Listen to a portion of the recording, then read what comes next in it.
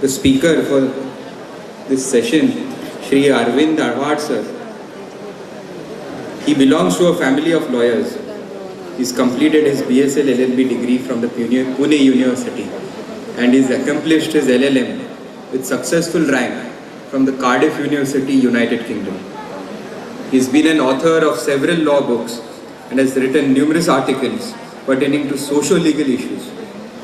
Advocate Arvind Awad sir has been engaged in teaching law subjects and has delivered lectures in law colleges throughout India. He's been practicing before the Honorable Supreme Court of India since the past many years and has successfully represented the state government of Maharashtra in various cases. I request Shri Arvind Awad sir to share his thoughts on today's topic.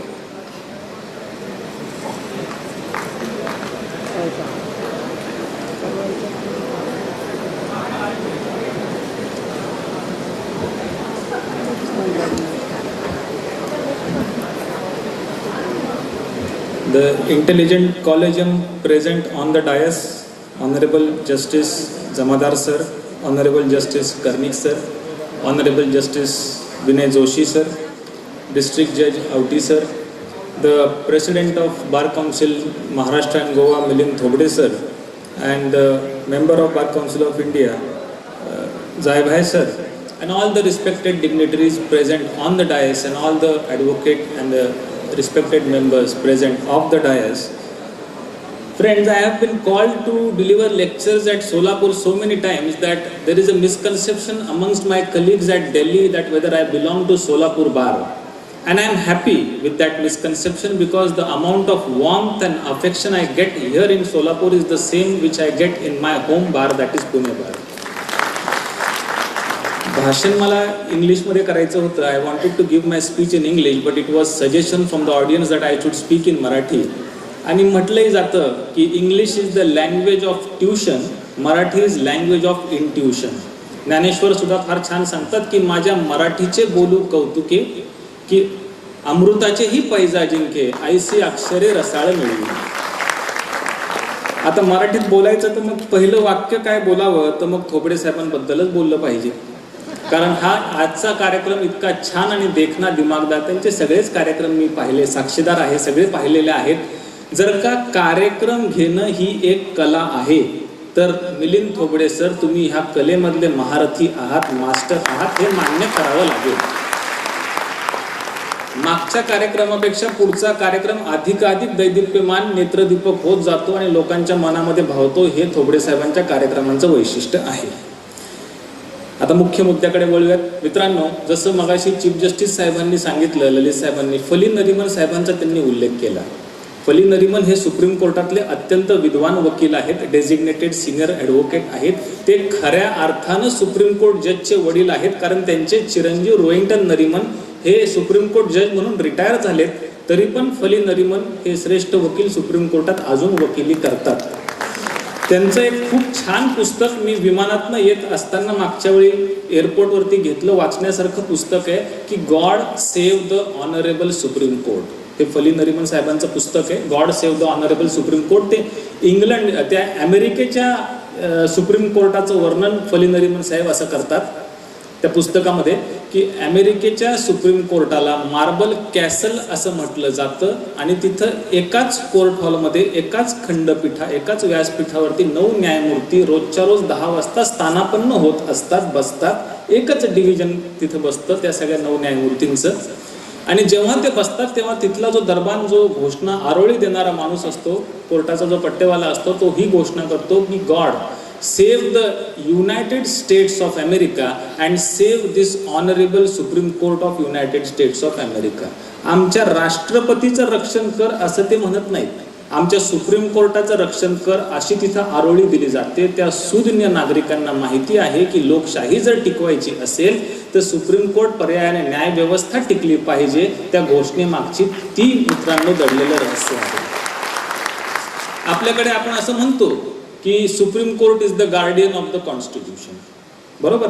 तर हे guardian of the constitution हे अधिक चांगल्या पद्धतीने समजून सांगायचं असेल तर मला मैथिली शरण गुप्त हे उत्तरेतले, मला वकिलीच्या बरोबरीने असं कविता वाचण्याचा पण आवड असल्यामुळे तसेही मी दाखले आजच्या भाषणात देईल. मैथिली शरण गुप्त उत्तरेमधले प्रसिद्ध एक जे कवी आहेत ते फार चांगली कविता, त्याच्यामधनं supreme court is the guardian of the constitution हे कसं हे मी तुम्हाला समजून सांगतो. आमच्याकडे दीपक मिश्रा नावाचे भारताचे चीफ जस्टिस होते आणि याकूब मेननच्या केसमध्ये दीपक मिश्रा साहेब हे रात्रभर सुप्रीम कोर्टामध्ये जागे होते आणि पहाटे 4-5 वाजेपर्यंत सुप्रीम कोर्ट उघडं होतं आणि हिअरिंग चालू होती. जसं मैथिली शरण गुप्ता सांगतात की वनवासाच्या काळामध्ये राम, लक्ष्मण आणि सीता हे तिघही वनवासामध्ये असतात. राम आणि सीता जेव्हा त्या झोपडीमध्ये विश्राम करत असतात तेव्हा लक्ष्मण हा धनुष्यावरती बाण ताणून रात्रभर त्यांचं संरक्षण करत असतो, जसं सुप्रीम कोर्ट राज्यघटनेचं संरक्षण करतं तसं. ती कविता अशी आहे की जाग रहा है कौन धनुर्धर जबकि भुवन वन सोता है, भोगी कुसुमा युद्ध योगी सा बना दृष्टिगत होता है, इस कुटिया में कौन सा धन है. राज्यघटनेत असं काय धन आहे. इस कुटिया में कौन सा धन है जिसकी रक्षा में इसका तन है, मन है, जीवन है. मृत्यू, कवी उत्तर असं देतो की सुप्रीम कोर्ट एवढी जीवाची बाजी लावून का रक्षण करते. तर उत्तर असं आहे, तो कवीच उत्तर देतो, मृत्यू लोक मालिन्य मेटने स्वामी संग जो आई है, तीनों लोक की लक्ष्मी ने आज ये कुटिया अपनाई है. विजन वेश है, विजन शेष है, निशाचरी माया ठहरी, अरे वीर वंश की लाज यही है, फिर वीर क्यों ना हो पहरी. म्हणजे अधपतनात गेलेल्या वंचितांना, दुर्बळ घटकांना सबळ करणारा असा राज्यघटनेसारखा नीतिमान ग्रंथ, त्याच्या रक्षणाची जबाबदारी सुद्धा अशा रक्षकावरती हवी की जो स्वतः नीतिमान आहे. नीतिमत्तेचे हे सगळे निकष सुप्रीम कोर्टामध्ये, ज्युडिशरीमध्ये सापडतात. म्हणून supreme court is the guardian of the constitution. आज मित्रांनो वेळ कमी असल्यामुळे मुख्य मुद्द्याकडे वळतो. डेव्हलपमेंट ऑफ यंग बार आणि बेंच असा मुद्दा आहे. एका मासिकामध्ये, एक जर्नलमध्ये मी असं वाचत होतो की जर 100 वकील असतील आणि 100 केसेस असतील, उपलब्ध केसेस, तर वर्गवारी अशी होते की 30% वकिलांच्याकडे, नीट ऐका, ह्याला आपण क्रीमी लेअर असं म्हणूयात, 30% वकिलांच्याकडे 70% काम आहे आणि 70% इतक्या मोठ्या वकील वर्गाकडे फक्त 30% काम आहे. म्हणजे वकिलीमध्ये ही सत्य असणारी, जे आपण तुम्ही कोणत्याही बारमध्ये गेलात तर ठराविक वकिलांची वकिली चांगली चाललेली असते असं आपल्याला दिसतं. त्याला आपण क्रीमी लेअर म्हणूयात. हे 30% वकिलांची वकिली चांगली चालते. तुम्हाला जर त्या 30% मध्ये यायचं असेल तर काय करायला हवं हे आता आपण ह्या पुढच्या 15 मिनिटात फक्त चर्चा करूयात. त्याच्यासाठी मित्रांनो सगळ्यात पहिला कोणता उपाय असेल तर ते म्हणजे वाचन, म्हणजे रीडिंग. मी माझ्यावरनं तुम्हाला सांगतो, मला कर्णिक साहेब आधी बोलता येत नसे, मी बोलताना अडखळायचो. तर मग आमच्या घरामध्ये 20-25 वकील, माझे वडील सुद्धा सुधाकर आवड सर वकील. तर मी वडिलांना प्रश्न विचारायचो की तुमची इच्छा आहे की मी वकील व्हावं, पण मला बोलता येत नाही, इथंच बोलता येत नाही, पक्षकारांसमोर बोलता येणार नाही, न्यायालयात बोलता येणार नाही, वकिली चालेल कशी. तर माझ्या म्हणजे वडिलांनी किंवा गुरुंनी कसं समजून सांगायचं असतं कलेने, तर त्यांनी ते पामेस्ट्रीचं, हस्तरेषेचं पुस्तक वाचत होते. मला म्हणले बघू तुझा हात, तुझ्या हातातली भविष्यरेषा बघून सांगतो वकिलीत चालेल का नाही. ज्ञानेश्वर सांगतात की औषधे द्यावे परी ते अतिरुच्च भावे मधुर. कडू औषध सुद्धा शर्कर गुंठित करून द्यायचं असतं. कान टोचताना मुलाला ते नख लागता कामा नये. तर माझे गुरु मला म्हटले तुझा हात बघू, हस्तरेषेवरनं सांगतो तुझी वकिली कशी चालेल. आणि त्यांनी मला सांगितलं, अरे म्हणले तुझ्या पत्रिकेमध्ये, कुंडलीमध्ये पितृदोष आहे. पितृदोष म्हणजे तुझे वाड वडील तुझ्यावरती नाराज आहेत. म्हणलं आता मी तर 19-20 वर्षाचा असं काय केलं की माझे पंजोबा, खापर पंजोबा माझ्यावरती नाराज आहेत. तर त्यांनी मला समजून सांगितलं, अरे काळा कोट घातलेला वकील हा फक्त आपल्या कुटुंबाचा वारसदार नसतो, हा वकिलीच्या एका उज्ज्वल परंपरेचा वारसदार आहे. आणि हा तोच काळा कोट आहे जो कधी काळी महात्मा गांधींनी घातला होता. हा तोच काळा कोट आहे जो पंडित जवाहरलाल नेहरूंनी घातला होता. हा तोच काळा कोट आहे जो सावरकरांनी, लोकमान्य टिळकांनी घातला होता, डॉक्टर बाबासाहेब आंबेडकरांनी घातला होता, MC छगलांनी अलीकडच्या काळात पालखीवालांनी घातला होता. त्याचा तू, ह्या सगळ्या उज्ज्वल मंडळींचा तू वारसदार आहेस. आणि हे तुझे पूर्वज तुझ्यावरती नाराज आहेत कारण यांची पुस्तकं तू कधी वाचली नाहीस. आपले पूर्वज असे पूजा अर्चा करून तुमच्यावर प्रसन्न होत नसतात, तर त्यांच्या विचारांचं चिंतन मनन स्तवन केल्याने ते प्रसन्न होतात. आणि मग मी MC छगलांचं रोजेस इन डिसेंबर असेल, महात्मा गांधींचं an autobiography of truth experiments with truth असेल, नेहरूंचं डिस्कव्हरी ऑफ इंडिया, ही पुस्तकं आरशासमोर उभं राहून मोठ्याने वाचण्याचा सायास केला. 3 फायदे ह्याचे मला झाले. एक तर शब्द सामर्थ्य वाढतं, बोलण्याचा दोष, दुसरा फायदा बोलण्याचा दोष निघून जातो, आणि तिसरा महत्त्वाचा फायदा म्हणजे ह्यांची पुस्तकं वाचल्यामुळे अरे ह्या लोकांना त्यांच्या आयुष्यामध्ये किती कष्ट, किती सायास भोगावे लागले, त्या मनाने आपण किती सुस्थिती सुखवस्तू आहोत याचा अनुभव यायला लागला, आणि त्याच्यामुळे अजून जोमाने काम करण्याची इच्छा वाढली. म्हणून नवीन वकिलांसाठी सगळ्यात पहिलं तुमच्या कुंडलीतला पितृदोष घालवा आणि ह्या पुस्तकांचं वाचन लवकरात लवकर करा. दुसरं, वकिलीमधले महत्त्वाचे मुद्दे म्हणजे ड्राफ्टिंग. वकिलाला ड्राफ्टिंग ही एक कला आहे. चांगला वकील ह्याला आपली केस कोर्टासमोर मांडण्याची पद्धती म्हणजे ड्राफ्ट, आणि ड्राफ्ट ही वकिलीचा एक फार मोठा आर्ट आहे. वकिलाने बोलताना आणि लिहिताना विचारपूर्वक वागायचं असतं. ते कसं मी तुम्हाला एक उदाहरण देऊन सांगतो. 15 वर्ष मला सुप्रीम कोर्टात झाली. नवीन जेव्हा वकिली केली तेव्हा फार काम नसायचं. कॅन्टीनमध्ये बसण्यापेक्षा कोर्टात बसावं असा माझ्या गुरूंचा सल्ला असायचा, आणि त्यामुळे मी कोर्टामध्ये बसलेलो असायचो. तर कोर्टामध्ये जस्टिस अगरवाल आणि जस्टिस सिंघवी, मला अजूनही तो दिवस आठवतो, 2008ची ही गोष्ट आहे. त्या कोर्टामध्ये मी असाच मागच्या बेंचवरती बाकडावरती बसलो होतो, आणि एक तरुण मुलगा त्याची केस आर्ग्यू करण्यासाठी सकाळी 10:30 वाजता पहिलंच मॅटर कॉल ओपन झालं, आणि जस्टिस सिंघवींनी त्याला उभं राहायला अडवलं की तुम्ही थांबा, ते पान नंबर 2 सिनॉप्सिस काढा आणि त्याच्यातली पहिल्या ज्या 2-4 ओळी लिहिलेल्या आहेत त्या वाचायला घ्या. तर त्या वकिलाने ते ड्राफ्टिंगमध्ये काय चूक केली होती मी तुम्हाला सांगतो. त्या वकिलांनी त्याच्यामध्ये असं टाकलं होतं की हायकोर्ट, त्याचे शब्द मला अजून आठवतात, की High Court by granting bail to the accused is in fact promoting or advertising corruption in the state. म्हणजे कॅन्सलेशन ऑफ बेलसाठी हा सुप्रीम कोर्टात आला होता. हायकोर्टाने जामीन मंजूर केलं होतं. हायकोर्टाने जामीन मंजूर केलेलं आहे रंगेहात पकडलेल्या एका आरोपीचं पैसे खाताना, म्हणजे हायकोर्ट करप्शनला वाव देते, जाहिरात करते, हे त्यांनी ड्राफ्टिंगमध्ये वाक्य टाकलं होतं. कोर्टाने त्याला तिथेच थांबवलं आणि त्याच्यावरती कंटेम्पचं प्रोसिडिंग का करू नये असं त्याला विचारणा केली. तरुण वकील होता, गयावया करायला लागला, आणि त्याचा डिफेन्स काय होता की मी तर ड्राफ्ट व्यवस्थित बनवला होता, पक्षकारांनी जो ईमेल पाठवला मी न वाचता तो फाईल करून टाकला. तर मित्रांनो, प्रोफेशनल एथिक्सचं एक बेसिक जी गोष्ट आहे की lawyers are not agents or mouthpiece of the client, they are officers of the court and they are primary duty bound to exercise their discretion. पक्षकाराचे आपण हातातलं बाहुलं नाही, ते जे म्हणतील ते लिहावं असं बंधन नसतं. कोर्टामध्ये जे प्रस्तुत आहे ते आपण लिहायचं असतं. ड्राफ्टिंगमध्ये तुम्हाला मी सांगतो, ट्रायल कोर्टामध्ये झालेली एखादी चूक त्या पक्षकाराला सुप्रीम कोर्टापर्यंत भोवते. म्हणून ड्राफ्ट बनवताना लिहिताना वकिलांनी अत्यंत विचारपूर्वक तो लिहायला हवा. ज्ञानेश्वरे रचिला पाया तुका झालासे कळस. या भागवत धर्माचा मजबूत पाया ज्ञानेश्वर रचू शकले, म्हणूनच तो तुकाराम त्याचा कळस होऊ शकले. तसं खालचा ड्राफ्ट जर का ट्रायल कोर्टाचा मजबूत नसेल तर कळस म्हणजे सुप्रीम कोर्टात पक्षकाराची केस टिकणं अवघड असतं. मला तुम्हाला मित्रांनो हे सांगायचं होतं. तिसरा मुद्दा, वकिलीमध्ये महत्त्वाचं काय तर आर्ग्युमेंट. वकिलाचं सगळ्यात महत्त्वाचा कोणता अलंकार असेल तर ते म्हणजे त्याला व्यवस्थित नीटनेटकं व्यवस्थित बोलता येईल. आविर्भावाने नाट्यपूर्ण हातवारे करून विनाकारांचा अति अलंकारिक भाषा ही वकिलाच्याकडनं कोर्टात अपेक्षित नाही. नीटनेटकं मुद्देसूद आणि आपल्या विषयाला धरून तरी किमान वकिलाला बोलता आलं पाहिजे. सुप्रीम कोर्टामध्ये कमीत कमी शब्दांमध्ये जास्तीत जास्त आशय आम्हाला सांगायचा असतो.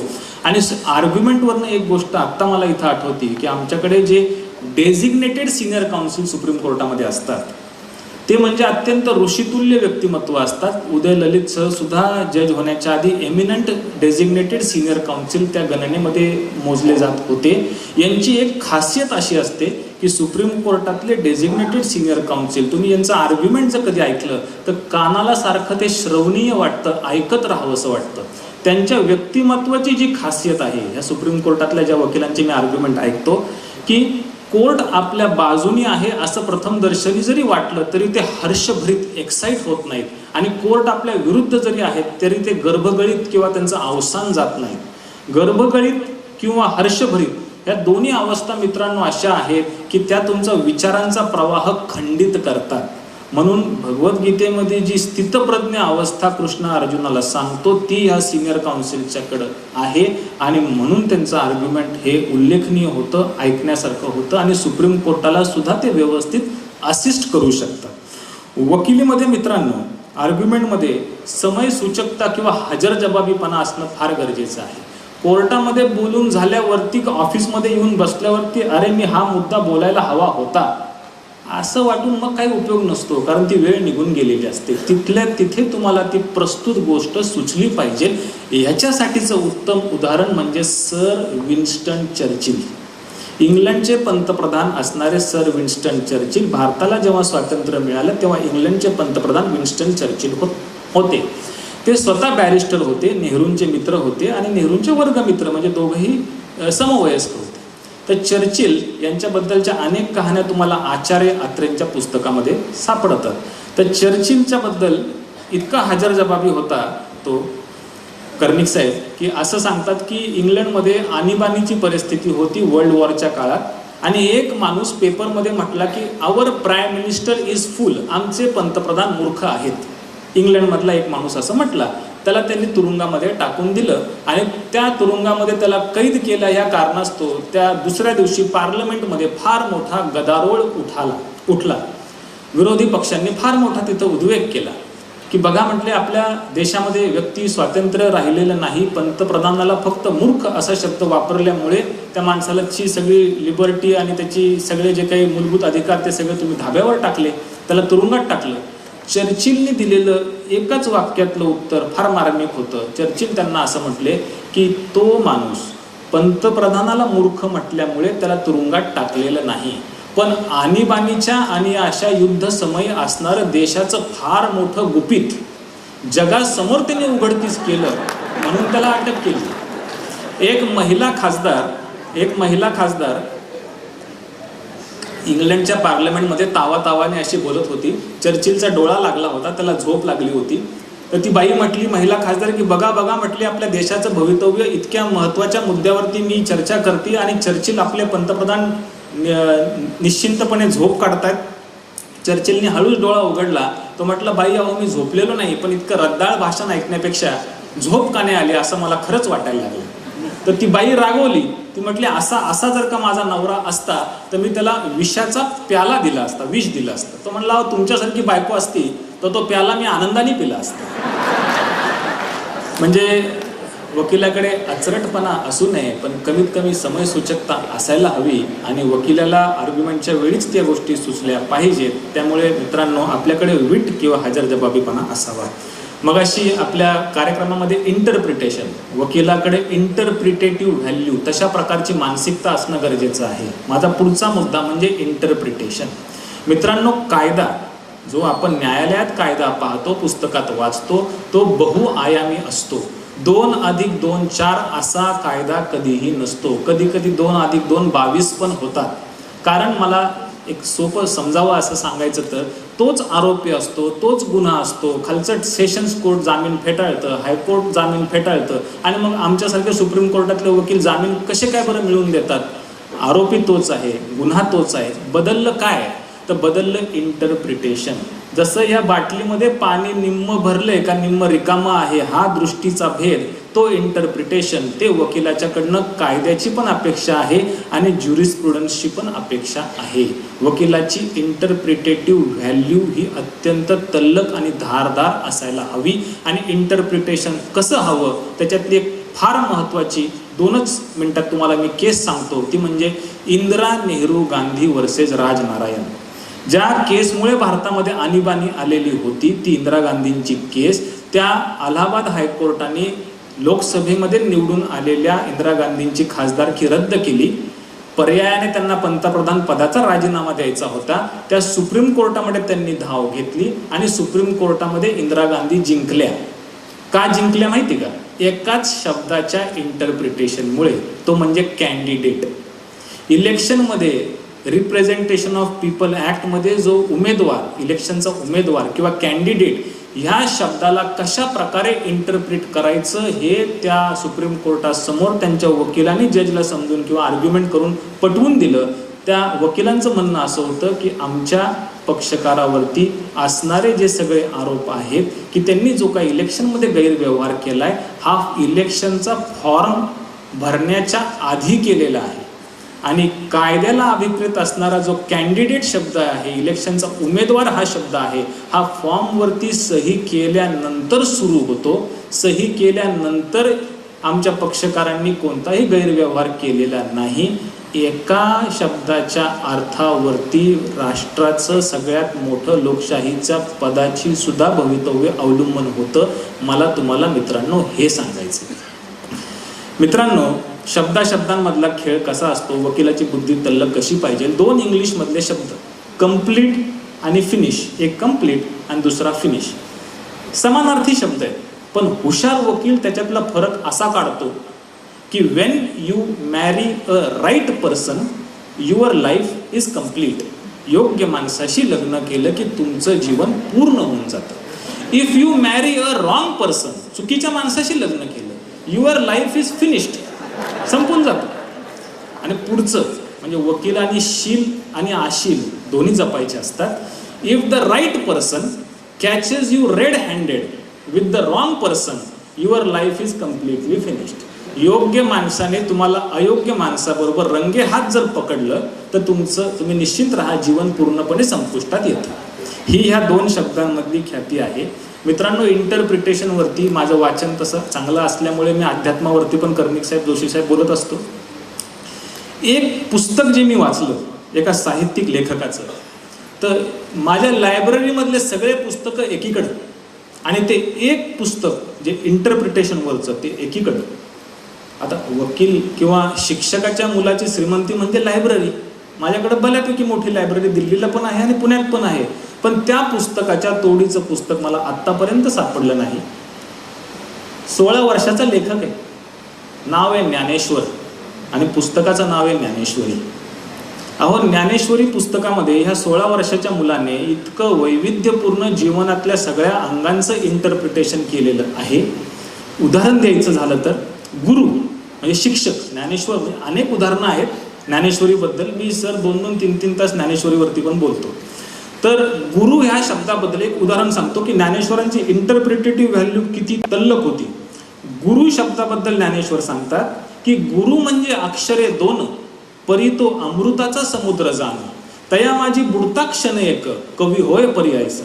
का चिंतामणी झाली या हाती विजय वृत्ती सदा मनोरथी. लोहाचं कनक होय ते सामर्थ्य परिसीचं आहे की मृतही जीवित लाहे अमृत सिद्धी. माझे गुरु कसे आहेत तर अमृताच्या सागरासारखे आहेत, चिंतामणी रत्नासारखे आहेत, कल्पना पूर्ण करणाऱ्या कल्पतरूसारखे आहेत, कामधेनू गायीसारखे आहेत, लोखंडाला सोनं करणाऱ्या परिसासारखे आहेत. म्हणजे ज्ञानेश्वरांच्या लेखणीला जो बहर येतो ना त्या हाताला, तो हात धरणारा हात मला आत्तापर्यंत कुठेही सापडलेला नाही.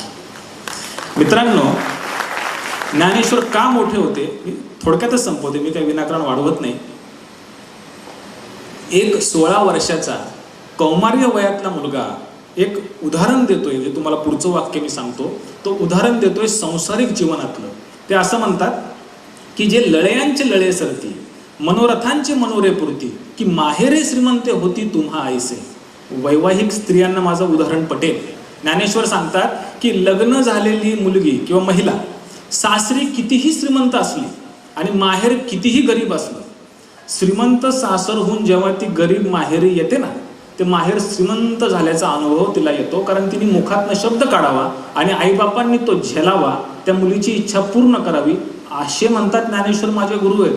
त्यांच्या पायाजवळ बसावं आणि फक्त शब्द काढावा, गुरु तो शब्द पूर्ण करतो. मित्रांनो, interpretation, illustration, explanation, example, definition हे पंचमहाभूत जर का ह्या काळ्या कोटातल्या वकिलाचा पंचप्राण असतील तर ज्ञानेश्वरीमध्ये तुम्हाला ते ओतप्रोत सापडतात. नामा म्हणे ग्रंथ श्रेष्ठ ज्ञानेश्वरी, एकतरी ओवी अनुभवावी. मित्रांनो, कोणत्याही जाती धर्माचे असाल, एक साहित्याचा उत्तम नमुना म्हणून तुम्ही ज्ञानेश्वरी वाचा. तुमची इंटरप्रिटेटिव्ह स्किल नक्कीच तल्लख होईल, नक्कीच धारदार होईल, याच्यात दुमत नाही. वेळ एक 5 मिनिटं आहे ना, एक छान उदाहरण सांगतो पालखीवाल्यांचं. आहे वेळ तर आहे. मी आता एवढं 1500 किलोमीटर आलो आहे आणि 1500 किलोमीटर 3000 किलोमीटरच्या मनाने तरी वेळेचा न्याय मला द्यावा. पालखीवाल्यांचं एक छान उदाहरण तुम्हाला सांगतो. भारताच्या कॉन्स्टिट्यूशन राज्यघटनेच्या इतिहासामध्ये एकदाच असं घडलं की आमच्या चीफ जस्टिस कोर्टमध्ये 13 न्यायमूर्ती एक साथ बसले होते. ती म्हणजे Kesavananda Bharati versus State of केरलाची केस. 13 न्यायमूर्ती भारताच्या इतिहासात बसले होते अशी एकच ती केस आहे. आणि त्या 13 लोकांसमोर एकमेव वकील कैक आठवडे वकिली करत होते, ते म्हणजे नानी पालखीवाला. नानी पालखीवाला जेव्हा कोर्टासमोर आर्ग्युमेंट करत होते आणि त्यांच्या ह्या आर्ग्युमेंटमधनं जन्माला आलेलं जो काही समुद्र मंथनातनं जसं अमृत आलं, तसं ह्या आर्ग्युमेंटमधनं जन्माला आलं तो म्हणजे बेसिक स्ट्रक्चरचा अमृत कलश. त्यांचा आर्ग्युमेंटनी जज एवढे प्रभावित झाले की 13चे 13 लोक म्हणले की आता पालखीवाला साहेब असेच वरती चालत या, पलीकडे एक खुर्ची टाकतो, आमच्यातले एक होऊन जा, डायरेक्टली आम्ही तुम्हाला सुप्रीम कोर्ट जज म्हणून एलिव्हेट करतो. पालखीवाला साहेब जर तेव्हा सुप्रीम कोर्टाचे न्यायमूर्ती झाले असते तर भारताच्या इतिहासामध्ये सर्वात जास्त काळ ते चीफ जस्टिस राहिले असते. तरी सुद्धा पालखीवालांनी ती ऑफर सन्मानपूर्वक नाकारली आणि म्हटले की मला न्यायमूर्ती म्हणून मला तो पदभार स्वीकारायचा नाही, वकील म्हणून काम करून द्या. असा एखादा अन्यायकारक कायदा राज्यघटनेची गळचेपी करणारा एखादा पार्लमेंट पुन्हा आलं तर वकिलांची बाजू मांडणारा सक्षम नागरिकांची बाजू मांडणारा सक्षम वकील हवा, म्हणून वकील म्हणून काम करून द्या. पालखीवाला इंदिरा गांधींचे आधी वकील होते, पण इंदिरा गांधींचे राजकीय निर्णय त्यांना पसंत नव्हते, म्हणून ते इंदिरा गांधींच्या विरुद्ध जाऊन केशवराम भारतीमध्ये अपियर झाले होते. सत्तेच्या विरुद्ध जाऊन काम करणं हे सोपं नसतं, वकिलाकडे धाडस असलं पाहिजे हे पालखीवाल्यांनी तेव्हा सांगून दिलं होतं. पालखीवाल्यांच्या बद्दलचं एक समांतर उदाहरण तुम्हाला सांगतो, ते म्हणजे तुलसीदासाचं. आपल्याकडे जसं इथं ज्ञानेश्वरांचे पुस्तकं मी वाचतो, दिल्लीला गेल्यावरती मी तुलसीदास, जे रामचरित मानस ज्यांनी लिहिलं ते म्हणजे तुलसीदास, हे अवधी भाषेमध्ये लिहिलेलं आहे. तोगडेसाहेब पुढच्या वेळी जेव्हा मी येईल एका वर्षभरात अवधी भाषा पण शिकेल. तर हे तुलसी रामायण जे तुलसीदासांनी लिहिलेलं आहे, अकबर बादशाह, खरी गोष्ट आहे, म्हणजे पालखीवाल्यांच्या समांतर गोष्ट मी तुम्हाला सांगतो, म्हणजे लक्षात येईल की आपले पालखीवाला किती मोठे होते. अकबर बादशाहच्या दरबारामध्ये नवरत्न असतात. बिरबल असतो, तानसेन असतो, मानसिंग असतो, असे बरेच त्याच्याकडे नवरत्न गुणग्राहक राजा असतो. तर त्याला ते लक्षात येतं की अरे तुलसीदास नावाचा रामचरित मानस लिहिणारा असा फार ख्यातिमान एक माणूस आहे, त्याला आपण आमंत्रण दिलं पाहिजे, दरबारामध्ये मनसबदार केलं पाहिजे आणि आपण त्याला सुद्धा बोलवणं पाठवलं पाहिजे आणि त्याला आपल्यातलं एक समाविष्ट करून त्याचा सल्ला घेतला पाहिजे. मग तो बेहरम खानचा मुलगा रहीम त्याला 60,000ची मनसबदारी घेऊन तुलसीदासाकडे पाठवतात. की तो रहीम जातो, तुलसीदासांना सांगतो की अकबराने तुमच्यासाठी 60,000ची मनसबदारी, म्हणजे राजानंतर तुमचाच दर्जा सगळ्यात मोठा, असं त्या तुलसीदासाला तो आमंत्रण देतो की आमच्या दरबारातलं एक. तुलसीदास म्हणतो अरे ते दरबारी व्हायचं असतं, नवरत्न म्हणजे काय, मी तर साधा माणूस म्हटले, रामाचं नाव घेणारा मी, फक्त रामचरित मानस लिहिणारा. तो म्हणला बघा, तो समजून सांगतोय तुलसीदासाला, बघा म्हटलं आमच्याकडे बिरबल नावाचे एक नवरत्न आहेत. बादशहाने त्यांना एकदा, बिरबल म्हणजे सर निशाणी 5 आणि बेल ऍप्लिकेशन मधला वकील, पक्षकारांनी फी दिल्यावरती त्याला न्याय द्यायचा पक्षकाराला, असा तो बिरबल वकील. तर म्हणलं ते बादशाहनी एकदा बिरबलाला प्रश्न विचारला, म्हणले बतावा बिरबल, मेरे पूरे बदन पे, माझ्या पूर्ण अंगावरती केस आहेत पण तळ हातावरती काही केस नाहीत, असं का? अहो बादशाह म्हणला तुम्ही इतके मोठ्या मनाचे दानी आहात की दान करता करता हाताचे केस निघून गेले. मग बिरबल बादशाह म्हणला अच्छा, अरे मग मी देतो माझे केस, तुझ्या हातावरती पण केस नाहीत, बिरबलला म्हटला. तर बिरबल म्हटले असं आहे, म्हटलं मी, तुम्ही प्रश्न विचारता, मी तुम्हाला तुमच्या मनाला पसंत पडतील असे उत्तर देतो, तुम्ही प्रसन्न होता, मला इनाम देता, तुमचे देऊन आणि माझे इनाम घेऊन हातावरचे केस निघून गेलेत. अच्छा म्हणले फार ओव्हर स्मार्ट बनतोय, मी दिलं तू घेतलं इथपर्यंत ठीक आहे, बाकीच्या दरबारातल्या लोकांच्या हाताला केस का नाहीत ते सांग.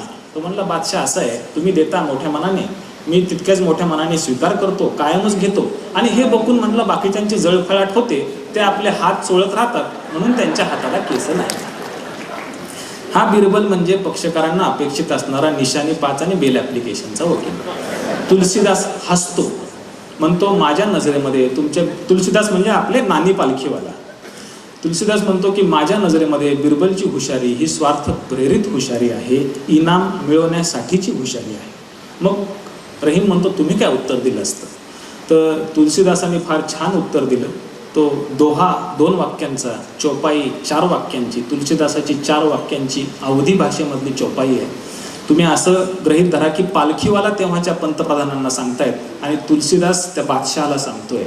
3 वाक्य बादशाची स्तुती आणि 4थं वाक्य बादशाला चपराक हा तुलसीदास देतो. बुद्धी बडी चतुराई बडी सुख सुंदरता तनसो लपटी है. तुमचा राजा बुद्धिमान आहे, त्याच्याकडे सगळे सुख सुंदरतेचे साधन आहेत. धाम बडो धनधान्य बडो करतूत बडी जग में प्रकटी है. जे दिल्लीमध्ये सत्तेच्या जवळचे लोक असतात ना, त्यांची घरदारं 2-2 एकरामध्ये ल्युटन्स दिल्लीमध्ये बंगले असतात, जे त्यांच्या मनाप्रमाणे काम करतात. धाम बडो धनधान्य बडो करतूत बडी जग में प्रकटी है. राज्यसभा सन्मान बडो इनो इंद्रो से कछु नाही घटी है. तुमच्या राज्यातला राज्यसभेतला हा सन्मान इंद्र दरबारा इतका मोठा आहे. जे तुमच्या मनाप्रमाणे वागतात त्यांना तुम्ही गव्हर्नर करता, राज्यसभेवरती घेता, कुठं कमिशन्सवरती घेता, असं पालखीवाला सांगतात. 4थं वाक्य पालखीवालाचं फार किंवा ह्या तुळशीदासाचं फार मार्मिक आहे. तो म्हणतो परत तुलसी एक राम के नाम बिना जैसे सुंदर नारी की नाक कटी है. एखाद्या सुंदर स्त्रीच्या सौंदर्यावरती, वैचारिक सौंदर्यावरती ग्रहण लागावं तसं हा तुलसीदास जर तुमच्या दरबारामध्ये आला, तुमचा राजाचं मीठ खायला लागला, तर मग मात्र मला तुमच्या राजाची गुणगान, त्याची जी हजेरी करावी लागेल आणि लोकहिताकडे दुर्लक्ष करावं लागेल. ते ह्या पालखीवाल्याला मान्य नाही. तुरुंगात जावं लागलं तरी चालेल, एखादं पद नाही मिळालं तरी चालेल, पण राज्यघटनेची, लोकांच्या मूलभूत अधिकारांची आणि बेसिक स्ट्रक्चरची वकिली हा पालखीवाला शेवटपर्यंत करेल. हे पालखीवाल्याने तेव्हा आपल्या कृतीमधनं करून दाखवलं होतं. आपण कुणाचे वारसदार आहोत, मला तुम्हाला हे सांगायचं होतं. मित्रांनो, सांगण्यासारख्या बऱ्याच गोष्टी आहेत. थोबडे साहेब पण माझ्याकडे बघतायत सारखे, तर मी तुम्हाला एक 3-4 मिनिटात माझं संपवतो. मला कर्णिक साहेब, जोशी साहेब, मला तुमची जी ज्युडिशियल अकॅडमी उत्तनला आहे ना, जिथं न्यायाधीशांचे ट्रेनिंग कोर्सेस होतात, तिथं सुद्धा मला लेक्चरसाठी 2-3 वेळा बोलवलं होतं. आणि असेच समोर जे हू घातलेले न्यायाधीश आहेत, आमच्या वडिलांचे पण लॉ क्लासेस आहेत, तिथं पण न्यायाधीशांचे कोर्सेस चालतात. पण या उत्तनच्या अकॅडमीमध्ये जेव्हा ते हू घातलेले न्यायाधीश होते, त्यांच्यासमोर मी ही एक कविता की जजमध्ये काय काय, कारण आपला विषय डेव्हलपमेंट ऑफ यंग बार, आतापर्यंत बारसाठी बोललो, आता बेंचकडे काय गुण असायला हवेत यांच्यासाठी नाही, पण तरुण ज्यांना इच्छुक आहेत न्यायाधीश, त्यांच्यामध्ये काय गुण असले पाहिजेत हे त्या कवितेमधनं मित्रांनो मी तुम्हाला सांगतो. आपल्याकडे असं म्हटलं जातं की of the 3 wings of the constitution judiciary is the weakest, neither with the sword nor with the purse, mere judgement. राज्यघटनेच्या 3 मुलांपैकी सगळ्यात कमकुवत मूल म्हणजे ज्युडिशरी आहे. ह्याच्याकडे तलवार म्हणजे होम मिनिस्ट्री किंवा पोलीस फोर्स पण नाही, मिलिटरी पण नाही, आणि ह्याच्याकडे पर्स म्हणजे बजेट सँक्शनिंग पॉवर पण नाही. तर काय आहे, तर फक्त जजमेंट किंवा शब्दाचे धनी हे आपले ज्युडिशरीमधले न्यायाधीश आहेत. म्हणून हे सगळ्यात कमकुवत मूल आहे असं म्हटलं जातं. पण हे कमकुवत असणारं मूल सुद्धा नीतिमत्तेच्या आणि स्वतःच्या सतसत विवेक बुद्धीच्या आणि चारित्र्याच्या जोरावरती ह्या 2 बाकीच्या मुलांवरती सर्रस होतं. ती ही कविता. म्हणजे न्यायाधीशांच्याकडे काय गुण असले पाहिजेत, तर ह्याच तुलसीदासांचं एक वाक्य मी तुम्हाला सांगतो. रामायणामध्ये रामाचं आणि रावणाचं युद्ध चालू असतं. रावण हा दश आनंद 10 तोंडाचा असतो, मोठ्या रथावरती आलेला असतो, महारथी असतो, मोठं चिलखत घातलेलं असतं, त्याच्याकडे हातामध्ये मोठं धनुष्य असतं. राम आपला संन्यासाचे पेहराव केलेला, अंगावरती चिलखत नसतं, त्याच्या पायातले पदत्राणं सुद्धा भरताने अयोध्यामध्ये काढून ठेवलेले असतात.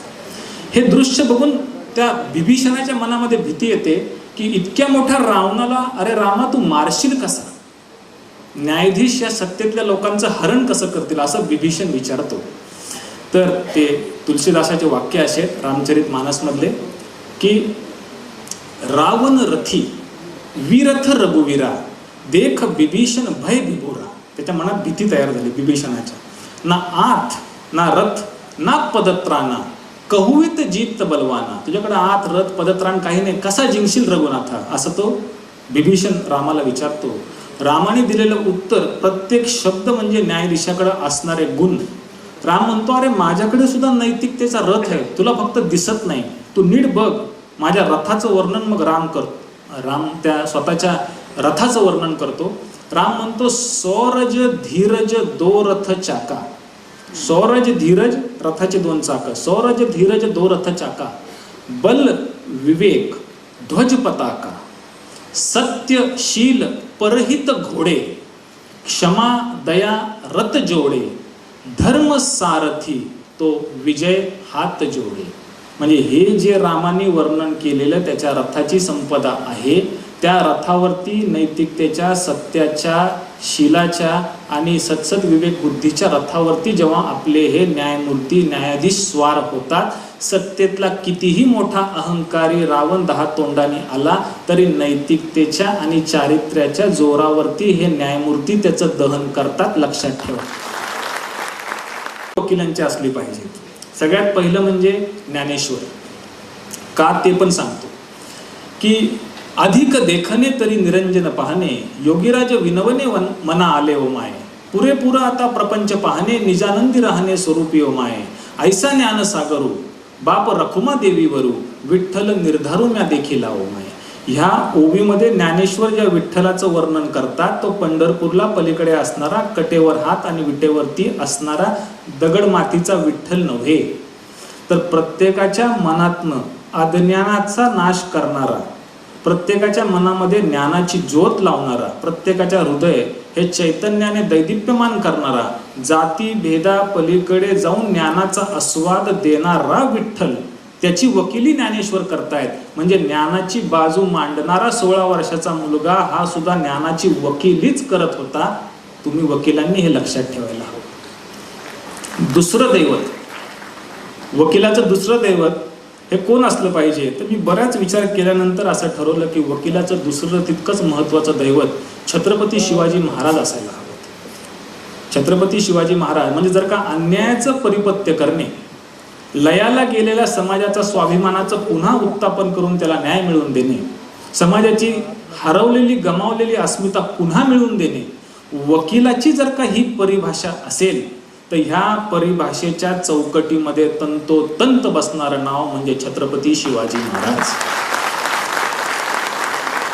हे भूमंडळाचे ठाई धर्मरक्षी ऐसा नाही, महाराष्ट्र धर्म कुठं राहिला काही, महाराज तुम्हा कारणे. त्यांच्याबद्दल असं म्हणतात, निश्चयाचा महामेरू. 4 गुण समर्थ रामदास सांगतात की जे आपल्याकडे असले पाहिजे. निश्चयाचा महामेरू, बहुजनासी आधारू, अखंड स्थितीचा निर्धारू, श्रीमंत योगी, असं छत्रपती शिवाजी महाराजांचं वर्णन जे वकिलीमध्ये सुद्धा आपल्याला उपयुक्त पडू शकतं. ज्या कामासाठी काळा कोट घालून दिल्लीच्या दरबारामध्ये शब्दांच्या द्वारे आम्हाला न्याय मिळवून द्यावा लागतो, 300-350 वर्षापूर्वी एक दिल्लीचा असाच अन्यायकारक राजा, त्याच्या दरबारात छत्रपती शिवाजी महाराजांनी तलवार उगारली होती, जीवाचा जोहार केला होता. म्हणजेच न्याय देण्यासाठी आपल्याच मातीतला एक राजा जीव त्याचा पणाला लावू शकतो. वकिलांनी मित्रांनो हे लक्षात ठेवायला हवं की धाडस आणि समय सूचकता, शिवाजी महाराजांचे हे 2 गुण वकिलांना कायमच मार्गदर्शक ठरतील. तिसरं वकिलांचं दैवत माझ्या मते, भाषण संपवतो 2 मिनिटात, तिसरं दैवत वकिलांचं कोणतं असलं पाहिजे तर ते म्हणजे डॉक्टर बाबासाहेब आंबेडकर. शिका, संघटित व्हा, संघर्ष करा. समाजाने आंबेडकरांना, डॉक्टर बाबासाहेबांना कायमच त्यांची हेटाळणी केली, अवहेलना केली, असमानतेने वागणूक दिली. ज्ञानेश्वरांच्या आयुष्यात आणि डॉक्टर बाबासाहेब आंबेडकरांच्या आयुष्यात फार साम्य आहे. ज्ञानेश्वरांना सुद्धा समाजाने कायम विष दिलं, ज्ञानेश्वरांनी समाजाला अमृत अनुभव दिला. आंबेडकरांना सुद्धा समाजाने असमानता दिली, अवहेलना केली आणि ह्याच महामानवाने शेवटी समाजाला राज्यघटनेसारखा एक पवित्र ग्रंथ दिला. मित्रांनो, आज आपण ह्या हॉलमध्ये जे बसलेलो आहोत त्याच्या मागे एकच एक जर कोण कारण असेल तर ते म्हणजे भारताची राज्यघटना आणि ते राज्यघटना लिहिणारे डॉक्टर बाबासाहेब आंबेडकर. अधिक मित्रांनो काही बोलण्यासारखं हे व्यासपीठ नाही. वकिलांनी न्याय द्यायचा असतो, मी शब्दाने तुमच्यावरती अन्याय करू नये असं मला वाटतं. पण मित्रांनो, मला एवढंच असं वाटतं की मी आज जे काही बोललो आणि तुम्हाला हे जे 3 दैवतं सांगितली, वकिलाने प्रोफेशनल एथिक्सप्रमाणे निकालाची हमी द्यायची नसते. पण मी 15 वर्षाच्या वकिलीच्या जोरावरती आणि एक 20-25 वर्षात जे काही वाचन झाले याच्यावरती मी तुम्हाला सत्सत विवेक बुद्धीची साक्ष देऊन एक हमी देतो, हे 3 दैवत याचं स्तवन मनापासून करा. मित्रांनो, वकिली सोडा, आयुष्यात तुम्हाला कमी पडणार नाही. आमच्याकडे असं असतं की सुप्रीम कोर्टात आम्ही जेव्हा हायकोर्टाची ऑर्डर चॅलेंज करतो, सुप्रीम कोर्टात आम्ही हायकोर्टची ऑर्डर चॅलेंज करतो, तर पहिल्यांदा सुप्रीम कोर्टाचे वकील पाहतात की सिंगल जजची ऑर्डर आहे का डिव्हिजन बेंचची आहे. सिंगल बेंचची असेल तर आमचं काम तुलनेने सोपं. तसं न्यायमूर्तींची ऑर्डर चॅलेंज करणं अवघडच असतं, पण सिंगल जजचे असेल तर दगडापेक्षा वीट मऊ आमचं काम थोडं सोयीस्कर होतं. पण डिव्हिजन बेंचचे असेल तर आमच्यासारख्यांना सुद्धा घाम फुटतो, मनावरती प्रेशर असतं. आज इथं 2 सोडा 3 न्यायमूर्ती बसलेत. तुम्हाला जाणवत नसलं तरी वक्त्यावरती प्रेशर आहे.